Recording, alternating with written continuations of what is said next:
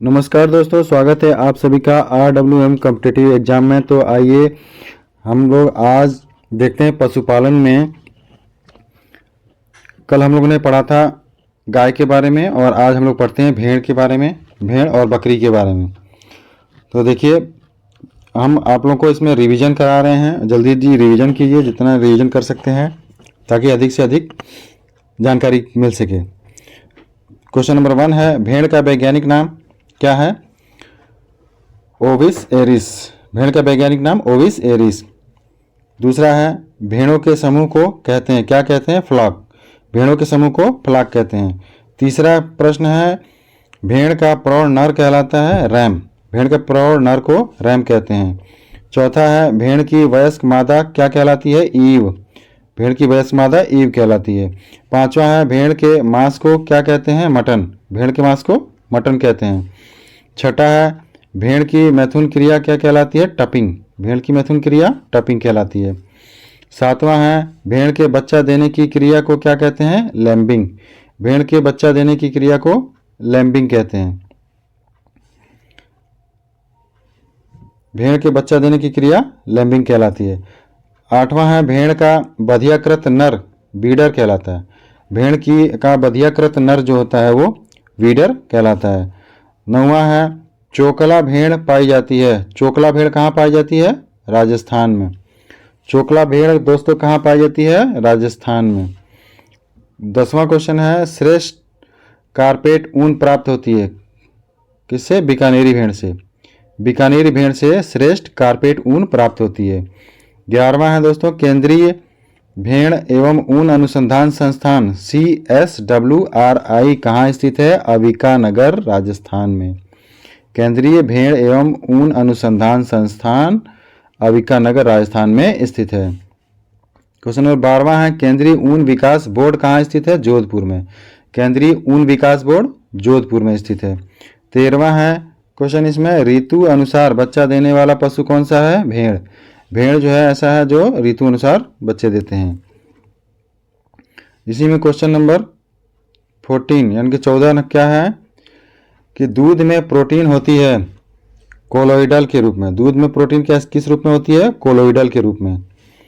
15वां है इसमें क्वेश्चन, दूध में दुग्ध शर्करा यानी कि लैक्टोज किस रूप में पाया जाता है? तो घोलक के रूप में, सॉल्यूशन के रूप में दूध का लैक्टोज पाया जाता है। क्वेश्चन नंबर 16 है इसमें, दूध में वसा किस रूप में होती है? निलंबन के रूप में। दूध में वसा निलंबन के रूप में होती है। अब दोस्तों इसी में भेड़ की नस्लों को आइए देखते हैं कि भेड़ की मारवाड़ी नस्ल जो है उसका उद्गम कहाँ से हुआ है? जोधपुर से। भेड़ की मारवाड़ी नस्ल का उद्गम जोधपुर से हुआ है। इसके कान रोमन टाइप के होते हैं। मारवाड़ी भेड़ के कान कैसे होते हैं? रोमन टाइप के। मारवाड़ी भेड़ का उद्गम स्थल कहाँ है? जोधपुर। मारवाड़ी भेड़ का रंग सफ़ेद और मुंह काला होता है। मारवाड़ी भेड़ जो होती है उसके शरीर का रंग कैसा होता है? सफ़ेद और मुंह उसका काला होता है। ये इसकी पहचान है। भेड़ की अब देखते हैं आगे हम लोग भेड़ की विदेशी नस्लें। भेड़ की विदेशी नस्लें अभी तक जो देखी थी वो अपनी देसी थी, अब भेड़ की विदेशी नस्लें। इसमें है मेरिनो भेड़। मेरिनो भेड़ क्या है? विदेशी नस्ल है। इसका मूल स्थान कहाँ है? ऑस्ट्रेलिया। मेरिनो भेड़ का मूल स्थान ऑस्ट्रेलिया। मादा भेड़ के सींग नहीं पाए जाते। विदेशी जो है ये मेरिनो भेड़ है, इसमें मादा भेड़ के सींग नहीं पाए जाते। नर के सींग जलेबी आकृति के होते हैं। जिस नर भेड़ के सींग जलेबी आकृति के हों तो उसे समझ जाइएगा कि वो ऑस्ट्रेलिया की मेरिनो भेड़ है। अगला है, इस मेरिनो भेड़ से विश्व की श्रेष्ठ ऊन प्राप्त होती है। मेरिनो भेड़ से विश्व की श्रेष्ठ ऊन प्राप्त होती है। दूसरा भेड़ की प्रजाति है कराकुल भेड़। कराकुल भेड़ ये विदेशी, ये भी है कराकुल भेड़। मादा जो है सींग रहित होती है। कराकुल भेड़ जो है मादा इसकी सींग रहित होती है और यह पेल्ट के लिए पाली जाती है। यह पेल्ट के लिए पाली जाती है। अगला देखते हैं, दूसरा है बकरी। आइए अब देखते हैं बकरी के बारे में। बकरी के बारे में जानकारी प्राप्त करते हैं। बकरी के क्वेश्चन है। नंबर 1 है, बकरी का वैज्ञानिक नाम क्या है? काप्रा हिरकस। बकरी का वैज्ञानिक नाम काप्रा हिरकस। दूसरा है, भारत में बकरियों के दूध का योगदान 3% है। भारत में बकरियों के दूध का योगदान कितना है? 3% है। अब बकरी का दूध किसके लिए बढ़िया होता है? शुगर के पेशेंट के लिए। किसे गरीबों की गाय कहा जाता है? तो बकरी को गरीबों का गाय कहा जाता है, क्योंकि बकरी का दूध बहुत ही अच्छा होता है। क्वेश्चन नंबर 4 है, बकरी की दुधारू नस्लें हैं बर्बरी, सूरती, एल्पाइन और सिरोही। बकरी की दुधारू नस्लें कौन सी हैं? बर्बरी जो दुधारू नस्ल है, सूरती दुधारू नस्ल है, एल्पाइन दुधारू नस्ल है और सिरोही ये जो है दुधारू नस्लें हैं बकरी की। 5वां है, दूध की रानी किसे कहा जाता है? तो सानेन बकरी को दूध की रानी कहा जाता है। सानेन बकरी को दूध की रानी कहा जाता है। 6 है, बकरी की दुकाजी नस्लें हैं। बकरी की दुकाजी नस्लें कौन सी हैं? बीटल है, मारवाड़ी है और जमुनापारी है। बीटल, मारवाड़ी और जमुनापारी। इसमें अभी आया था, देखिए मारवाड़ी ऊपर आया था भेड़ में, तो मारवाड़ी भेड़ भी होती है और मारवाड़ी बकरी की भी नस्ल है। क्वेश्चन नंबर 7 है, मांस के लिए पाली जाने वाली बकरियां हैं ब्लैक बंगाल। मांस के लिए कौन सी बकरी पाली जाती है? ब्लैक बंगाल और गद्दी और आसमानी यानी ओस्मानावादी। गद्दी और ओस्मानावादी। ब्लैक बंगाल मांस के लिए पाली जाती है, गद्दी बकरी और ओस्मानावादी मांस के लिए पाली जाती है। क्वेश्चन नंबर 8 है, इसमें देखिए बकरी से संबंधित, ऊन के लिए पाली जाने वाली कौन सी बकरी है? पश्मीना और अंगोरा बकरी। पश्मीना बकरी है और अंगोरा बकरी ये जो है ऊन के लिए पाली जाती हैं। क्वेश्चन नंबर 9 है, बकरी पालन के द्वारा बचा जा सकता है। बकरी पालन के द्वारा किससे बचा जा सकता है? टीबी से। बकरी के दूध, जैसे टीबी के रोगी को बकरी का दूध पिलाना मस्ट कहा जाता है। बकरी का दूध जो पिएगा उसको टीबी का मरीज नहीं हो सकता। क्वेश्चन नंबर 10 है, बकरी द्वारा झाड़ों को खाना कहलाता है ब्राउसिंग। बकरी जो झाड़ी में जो पत्तियां होती खाती हैं झाड़ी झंखाड़ों में, उसको ब्राउसिंग कहा जाता है। बकरी द्वारा झाड़ी को खाना ब्राउसिंग कहलाता है। क्वेश्चन नंबर 11 है, 2 बच्चे एक साथ देने वाली बकरी बर्बरी। बर्बरी बकरी जो होती है दो बच्चे एक साथ 2 बच्चे देती है। क्वेश्चन नंबर 12 है, इसमें वर्ष में 2 बार बच्चा देने वाली बकरी कौन सी है? बर्बरी बकरी। बर्बरी बकरी जो है वो वर्ष में 2 बार बच्चा देती है। क्वेश्चन नंबर 13 है, 25 से 30 सेंटीमीटर कान वाली बकरी कौन सी है? जमुनापारी। जमुनापारी बकरी के आप लोग देखे होंगे, कहीं चुनते हुए देखिएगा तो जो जिसके कान जो लंबे हो 25 से 30 सेंटीमीटर कान लंबे हो वो जमुनापारी बकरी है। क्वेश्चन नंबर 14 है, टोगन वर्ग का मूल उत्पत्ति स्थान स्विट्जरलैंड है। टोगन वर्ग जो है ये बकरी है, ये विदेशी है, ये स्विट्जरलैंड इसका मूल स्थान है। टोगन वर्ग बकरी का मूल स्थान स्विट्जरलैंड। क्वेश्चन नंबर 15 है, सानेन बकरी है सींग रहित और दूध वाली नस्ल है। सानेन बकरी जो है सींग रहित है और दूध वाली है। क्वेश्चन नंबर 16 है, बकरी का दूध होता है क्षारीय। बकरी का दूध क्या होता है? क्षारीय होता है। और गाय का दूध क्या होता है? अम्लीय, लेकिन बकरी का दूध देखिएगा क्षारीय होता है। क्वेश्चन नंबर 17 है, बकरी के चरने को कहते हैं निबलिंग। बकरी को चराया जाता है, चर रही है बकरी तो क्या कहलाएगी? निबलिंग कर रही है। बकरी के चरने को क्या कहते हैं? निबलिंग। क्वेश्चन नंबर 18 है, बकरी के दूध में से गंध आती है। बकरी के दूध में से कैप्रिक अम्ल के कारण गंध आती है। बकरी के दूध में से कैसे गंध क्यों आती है? कैप्रिक अम्ल की मात्रा पाई जाती है इसलिए इसमें गंध आती है। क्वेश्चन नंबर 19 है,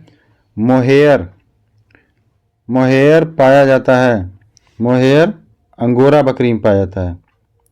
मोहेयर अंगोरा बकरी में पाया जाता है। क्वेश्चन नंबर 20 है, 20 देखिए, पश्मीना बालों से बनाई जाती है कश्मीरी शॉल, पश्मीना बालों से मतलब पश्मीना बकरी होती है, उसके बालों से कश्मीरी शाल बनता है और कंबल बनता है और बैग बनता है। पश्मीना बकरी जो है, पश्मीना बकरी से, पश्मीना बालों से बनाई जाती है क्या चीज़? कश्मीरी शाल, कंबल और बैग। क्वेश्चन नंबर 21 है, पश्मीना बाल प्राप्त होते हैं पश्मीना बकरी से, कश्मीरी बकरी से और चेंगू से। पश्मीना बकरी, कश्मीरी बकरी और चेंगू बकरी से पश्मीना बाल प्राप्त होते हैं। क्वेश्चन नंबर 22 है, बर्बरी बकरी का आकार होता है त्रिकोणाकार। बर्बरी बकरी आपने देखा होगा, उसमें उसका आकार कैसा होता है? त्रिकोणाकार होता है। 23वां है, बकरी के समूह को कहते हैं फ्लॉक। बकरी के समूह को फ्लॉक कहते हैं। भेड़ के समूह को भी फ्लॉक कहते हैं। क्वेश्चन नंबर 24वां है, बकरी की प्रौढ़ मादा को कहते हैं डोई। बकरी की प्रौढ़ मादा को क्या कहते हैं? डोई। और 25वां है, बकरी का वयस्क नर क्या कहलाता है? बक। बकरी का वयस्क नर को बक कहते हैं। 26वां है, बकरी का मांस कहलाता है चेवन। बकरी का मांस चेवन कहलाता है। अब आप लोग मार्केट में जाइएगा तो बकरी का मांस लेने, तो मटन ना कहिएगा, क्या कहिएगा? चेवन, कि हम चेवन लेने आए हैं। बकरी वाला समझेगा ही नहीं। क्वेश्चन नंबर 27 है, क्वेश्चन नंबर 27 है, इसमें बकरी का गर्भकाल होता है 150 दिन का। बकरी का गर्भकाल 150 दिन का होता है। और 28वां है, बकरी की यौनावस्था 12 से 18 माह में प्रारंभ होती है।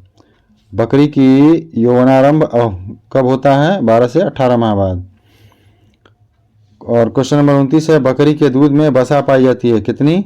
4.56%। बकरी के दूध में वसा कितनी पाई जाती है? 4.56%।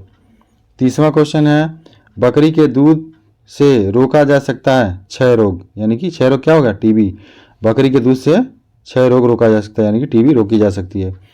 क्वेश्चन नंबर 31 है, बीमारियों के प्रतिरोधी होती है। बीमारियों के प्रतिरोधी होती है क्या? मारवाड़ी बकरी। मारवाड़ी बकरी जो होती है बीमारियों के प्रतिरोधी बकरी है मारवाड़ी। क्वेश्चन नंबर 32 है, छोटे व अधिक दूध देने वाली बकरी कौन सी है? बर्बरी बकरी। बर्बरी बकरी सबसे छोटी भी है और अधिक दूध भी देती है। अगला इसी में फिर हम लोग आप लोगों से मिलेंगे, ऊंट के बारे में जानकारी लेंगे। ऊंट, जैसे ऊंट का वैज्ञानिक नाम क्या है? कैमेलस ड्रोमेडेरियम। कैमेलस ड्रोमेडेरियम ऊंट का वैज्ञानिक नाम है कैमेलस ड्रोमेडेरियम। दूसरा क्वेश्चन है इसमें, ऊंट का कुल है कैमलिडी। ऊंट का कुल कैमलिडी। कैमिल से होता है कैमलिडी।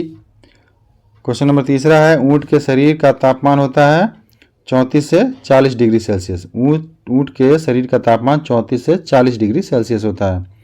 इसमें देखिए गाय भैंस के से ज़्यादा तापमान है इसमें।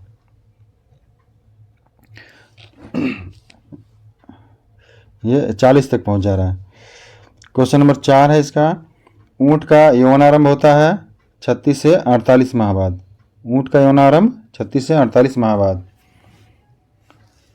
ऊंट का मध्यचक्र 14 दिन का। ऊंट का मध्यचक्र कितना होता है? 14 दिन का। और ऊंट का गर्भकाल 390 दिन का।